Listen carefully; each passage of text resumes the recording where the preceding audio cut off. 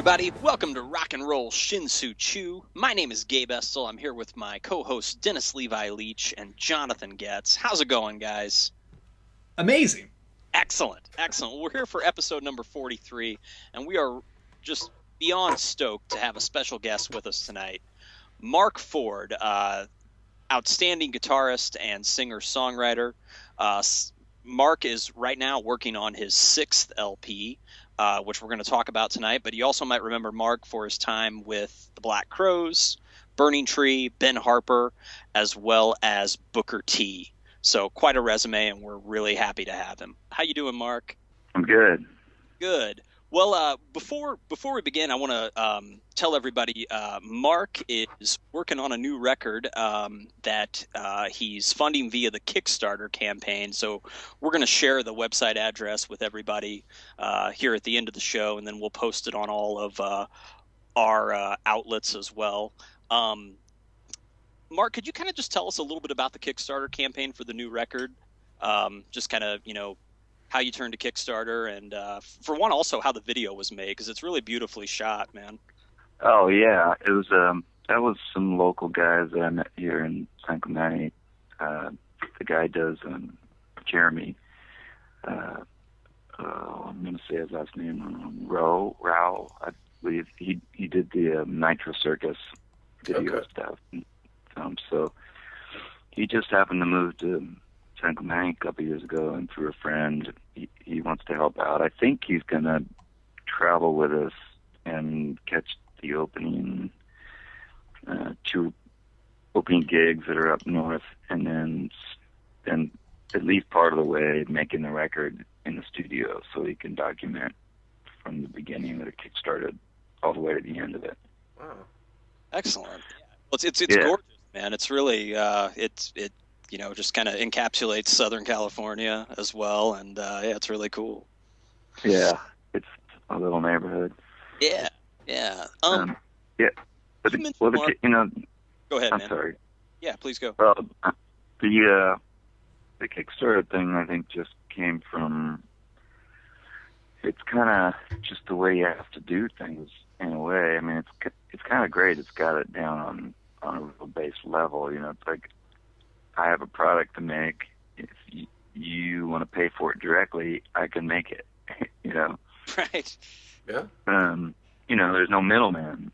Yeah. You're selling directly to your fans, and there's I think that maybe they feel a little bit of ownership and being part of the project, and so it kind of keeps it, at a grassroots, real. It's great to be able to sort of meet some of the fans and some of the things that these people have done. I mean, they've donated guitars and amplifiers and stuff to sell to, it's been really incredible to see people's kindness. I was reading, I watched the Kickstarter video, and I think I read a press release or something like that, and you mentioned that you're kind of setting aside the sensitive music. I put that in quotes here, and I assume that's kind of the sound of the last record, Holy Ghost, sort of in favor of a louder record, like Cranking Up the Fuzz. What sparked that decision? Why go loud now? Not that I'm complaining. Just because I already did the acoustic sort of down one, and in reality, we're talking about a few years now. Yeah. And we made the record. It came out 2 years ago. We might have made it 3 years ago. So it's time to rock. That's what we like. I mean, that's all there is. We like to hear. I really like to keep myself interested, so I like to change things up quite a bit and, sort of place myself into different scenarios. It keeps me on my toes, and because if I get bored in one place, I'm not really doing anybody any good. Yeah, right. Well, the sensitive music worked too, man. The last record was really gorgeous, by the way. So I compliment you on that. But I'm looking forward to turning up the amps as well. So yeah, I appreciate it. I hope it didn't come across as, I really enjoyed making the last. Oh yeah, I love it. It's just you gotta. It's a natural progression. You gotta have. Yeah, it's just the Neptune Blues Club. It's not a serious band, and it's funky, and we've known each other a while. It's just fun. It's like, it's a club, A little bit more about the Neptune Blues Club, man. Can you tell us about these cats that are playing on the record with you? Yeah. Well, we made a record together, I guess, 08 or 09 or something like that. Yeah, 08, yeah. Yeah, and the core four, as I kind of call it, is me and Anthony Arvizu, who owns the Compound Studio, and where we've been making records for quite a while. And then John, he's drumming, and then John Baz, who's been in the Blasters since day one, plays bass. Yeah. And then Mike Malone is Long Beach's great blues troubadour. So he plays keys and sings and harmonica. And then when we got the full band, there's Stephen Hodges, who plays drums with Mavis Staples now. Oh, nice. With Tom Waits and stuff. And then there's also Bill Barrett, who plays chromatic harp, he can play like Ornette Coleman, on harmonica. He's crazy, and he's, awesome, amazing player. And so when the six of us go, it's one thing, but I'm trying to make some money, so taking six people around is absurd nowadays. So yeah, that pie's got to be sliced a few more ways then. Yeah. Yeah, so we're gonna cut it down and just get the four of us in there and just muscle it and have a good time. Do you plan on playing gigs outside of California, Mark, or just sticking around Southern California? Yeah. Yeah, and I think a sort of a run in May is being worked out for the Northeast right now. Cool. So hopefully to coincide with the record being done, if we can get it done that quickly. But yeah, definitely, and try to hit festivals and just get out there more this year. We're really stoked about the record. Just kind of wanted to ask you a few other questions as well, kind of just about your history playing guitar as well as some other aspects. Would you mind telling us a little bit about the evolution of kind of your tone, from when you were playing with Burning Tree to then playing with the Crows and then Ben Harper and, Booker T and all the other cats that you played with to today? Do you approach it differently? Do you feel like your tone's evolved quite a bit? Yeah. For sure it has. Yeah. When I was 22, I was pretty squirrely and loud. Probably played too much, and and when I was 32, I kind of figured out I had a pretty good idea of what I was doing, and when I was 42, I was kind of 40 is a strange year. It was like a recollecting, and I'm not really sure how to say it, but it just, sure. A kind of an economy kind of started to happen, and I could hear the notes before I started playing them. So I think it's more of a lyrical way to play.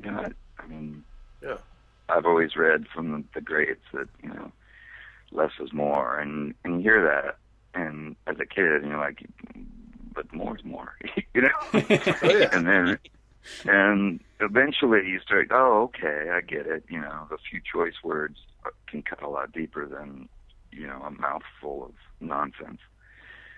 So in that way it has. And then in various forms of playing with different people and the sideman or as a lead guy, they all require different aspects of my playing. I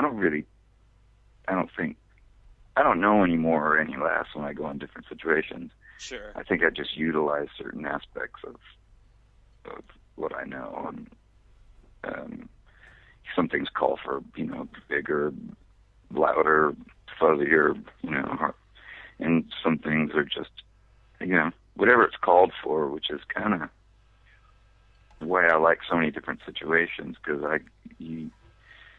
thing is to listen to what's happening and find out what's not in there, and then try to get in there and find your place. And it's like a conversation with a bunch of people.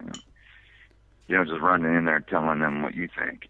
You gotta hear how the conversation is going and sort of step in and add to it and not destroy it. Yeah, and so this is Jonathan, Mark. So when you're collaborating with these musicians, whether it's in the studio or on the stage, you've never felt intimidated or at a loss. You've just kind of rolled with it.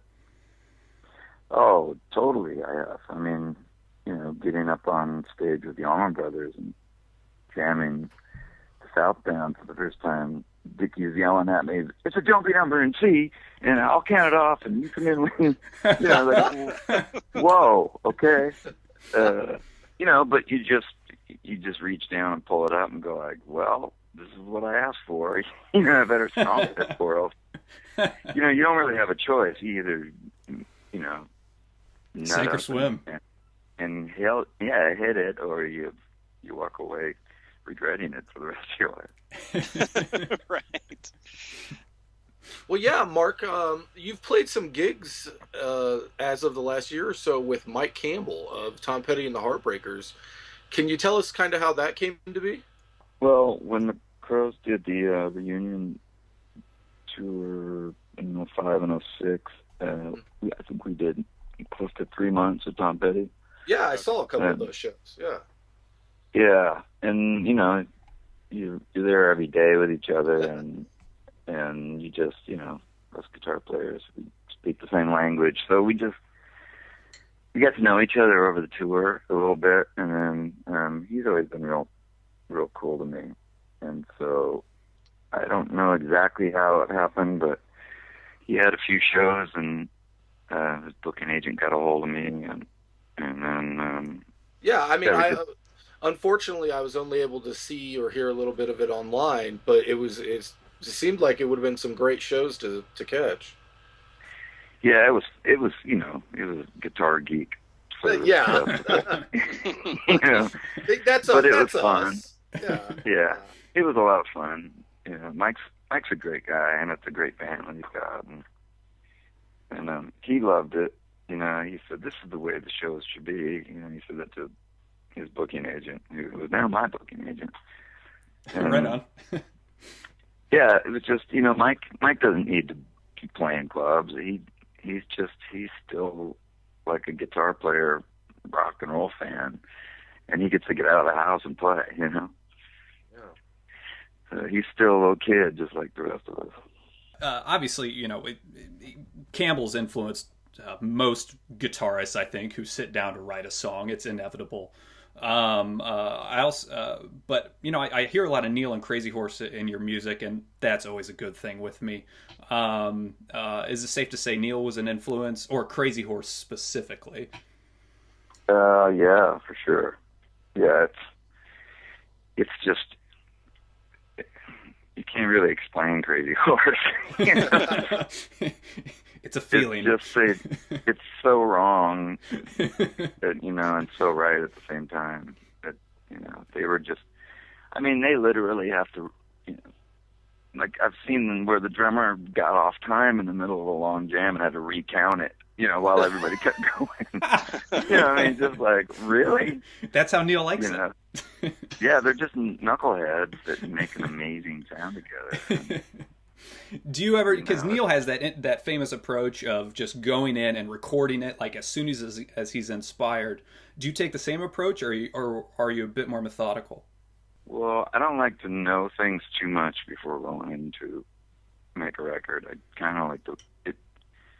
I don't know if it's just procrastinate. I mean, I could call it what it is, procrastination. But there's something to be said about just instinctually not overthinking it, because your head can get in the way of music super quick.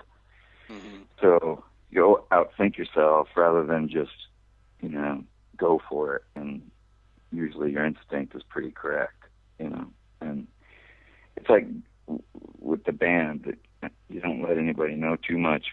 So you get great guys, and then it goes like this: you ready? Record. you know. And so it kind of forces everybody's attention to sort of really be in the moment and pay attention. You know, if they're great at their instrument and they can think on their feet, then you're going to get something special, you know. Mark, you know, we mentioned Campbell and Neil Young. Would you mind sharing just some of your other influences, either like when you were growing up, you know, as a teenager or something, playing guitar, or even influences that emerged more recently? When I was I think I must have been in very early high school, when I got this double record that was the Jeff Beck Group's first two records, and Beckola, and I wore that thing out like, and then someone turned me on. You know, I'd heard Led Zeppelin, and someone played Machine Gun for me on this like super audiophile, hi-fi, you know, 100,000 watt, like just. You know, it was incredible, and it just blew my head open. I didn't know that was allowed. You know what I mean? Like, just the parameters just exploded. You know, and so Hendrix is always something I go back to for inspiration, because he's still blowing my mind with those same three records. You know? Sure. Yeah, stuff like that. So outside of the lines and so far ahead of anybody that was daring to do anything it's done. Yeah. And visceral and just beautiful, and he's incredible. Yeah. So man, he's good. And Richard Thompson, I've learned to love him. Nice. And then with the Crows, I really got a great music education, because Rich and Chris's dad had a really incredible record collection. He was a singer. Yeah. And so he would have everything, like all the great records, you know, from every genre, kind of, you know. There was a real breadth of understanding. And me growing up in the suburbs of California, you know, there was Judas Priest, and, you know, and there was Kenny Rogers, and, you know, it's like, you know. So hanging out with these guys, I've really got to learn a lot about music that A, I didn't ever hear on the radio, and B, I don't think I ever would have if I'd have stayed there, you know. Well, yeah, what was that kind of like to see the evolution of rock and roll on the Strip in the 80s? I'm sure, you know, for better or worse, you know, it definitely changed rock and roll. Yeah. Probably made it better again, you know, because when I was trying to play, I was trying to, you know, I thought I was the Who and Jimi Hendrix, and, you know, everybody else rolled into one. I was living in, you know, the swinging 60s in London, while there's spandex and big hair everywhere.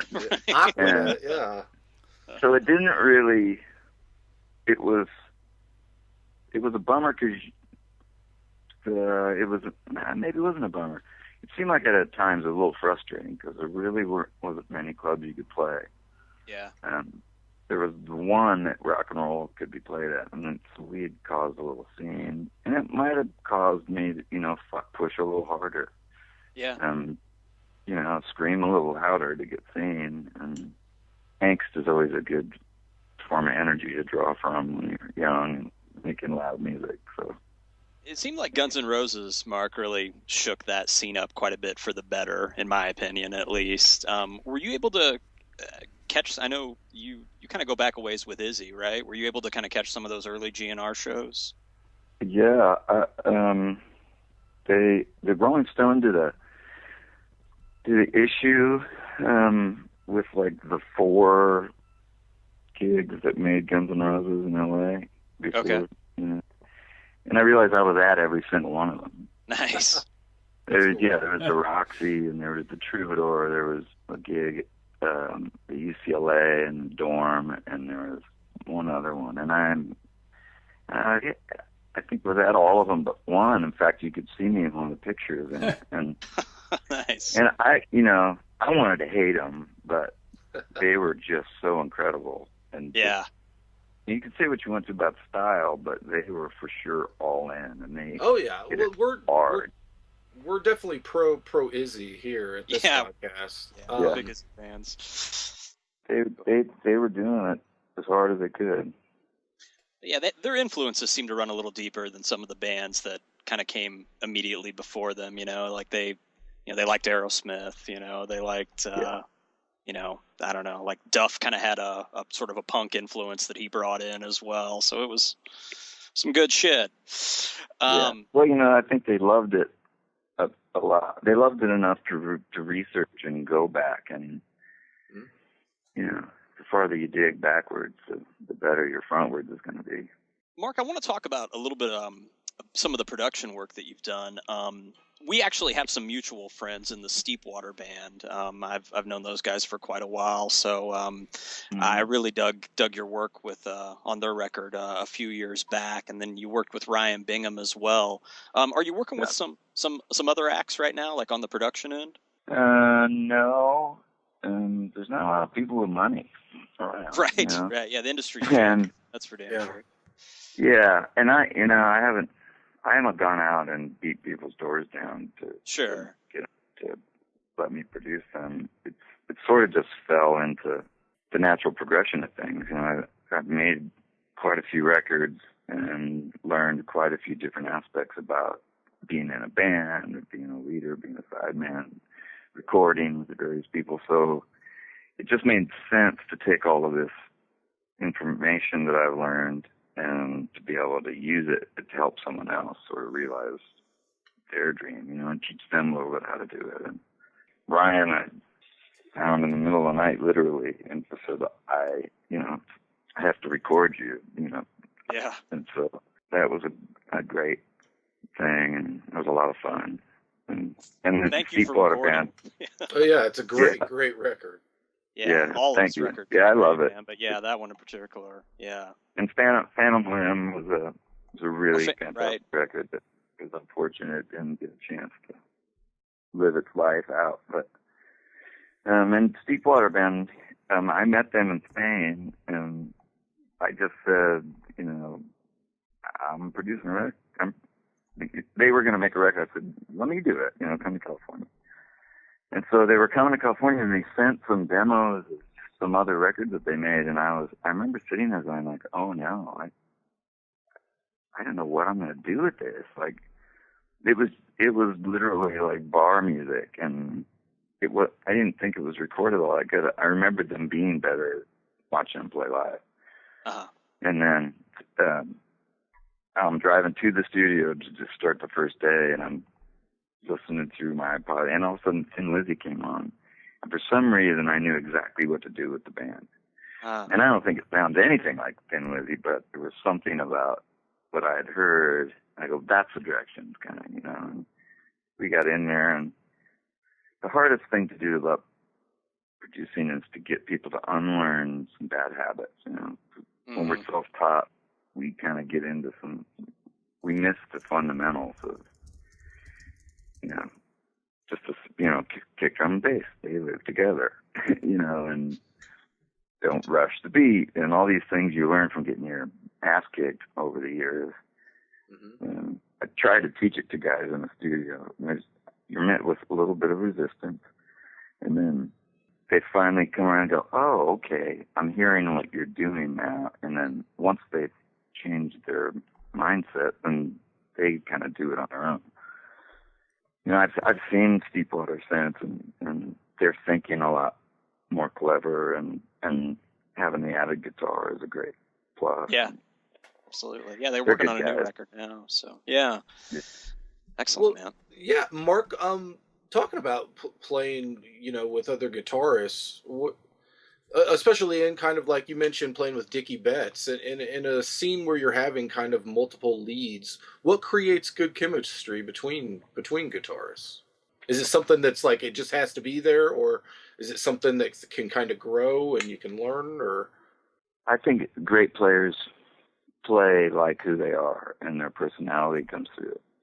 And like some people you get on with right away, and some people takes a little while, and some people you just can't stand immediately. Right. And it translates the same, playing music together. And, Dickey and I are friends. He's a really cool guy. And I know his son real well. I don't know, it made sense. I got what they were doing, and we weren't too far from cut from the same cloth, I think, just a generation behind them. And we learned a lot from them. I've been listening to them quite seriously. So.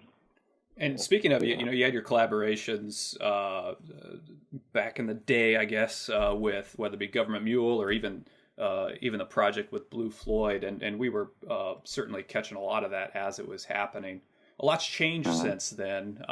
Does your perspective of how the music industry's changed, both kind of as an industry and the live setting, is it for the better? Yeah.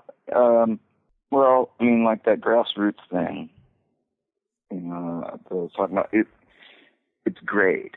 You can connect to your audience, and I guess it's pure. Like, I don't have to fit into some business guy's decision of what's going to sell or not, because I'm surely not in fashion very often. But, and so therefore, unless I had a huge record, I really wouldn't be making records. Right. Now I have direct contact with fans. The problem is there's just a sea of music to choose from, and it's hard to sort of wade through all that. But I guess it's like anything, you get into certain social circles and you get turned on to things, and there's not as much money around, but it's direct between the artist and the listener, I think. Yeah, greater percentage is going straight to the people it should be going to. Yeah. A lot more pure, because I don't have to bend what I do to please some guy that's loaning me money. Well, Mark, man, we're about ready to wrap it up here, but the other kind of part of our show is baseball, and I don't know. Are you a fan? Are you a Dodgers fan, or did you grow up following baseball, or not really? I never really followed sports. I mean, I like a good game when it's a good game, but I don't follow stats and games. I didn't even know it was Super Bowl Sunday today. Awesome. I mean, that's cool. I did play man. baseball for a few years. Okay. What position did you play? I was actually Troy Aikman's relief pitcher in second base. What? Okay. Yeah, we played Little League together for 1 year, and he was winging that thing, man. Even as a little kid. He was amazing, yeah. You have a bigger connection to Super Bowl Sunday than we could have ever imagined. Right? Yeah, right. And baseball at the same time. And baseball. Right? That's cool. Absolutely. Very Well, cool. our last question that we ask our guests, Mark, it's baseball related. If it was, let's say you did invest more in baseball and it was Marc Ford's first big league at bat, what would be your walk-up tune, man? Like the tune you walk up to. Or for that matter, when you were in Little League, what would have been your walk-up tune? Right, or then. Yeah, then or now, I guess. Lionel Richie's Easy, I think. Nice. Wow. Nice. Good answer. Good answer. Nobody won that pool. Smooth operator. Cool. Mark, thanks so much for talking to us tonight, man. We really appreciate it. Well, thank you. All right, everybody. I'd like to thank Marc Ford for that outstanding interview. Please check out Mark's music at marcfordmusic.com. You can find him on social media, Twitter at marcfordmusic, facebook.com/marcfordmusic, as well as please check out his Kickstarter campaign for the new record. As for us, you can find us on Twitter and Instagram at RockinChoo. That's in as in the Neptune Blues Club. So you can find us there. Also, you can find out everything about Rock and Roll Shin-Soo Choo at rockchoo.com. That's rockchoo.com. You can find previous episodes, links to albums we've talked about and artists we've discussed, and just a lot of other fun stuff about baseball and rock and roll. So until next time, everybody, have a good one, and we'll see you soon. Good night. Peace. Good night.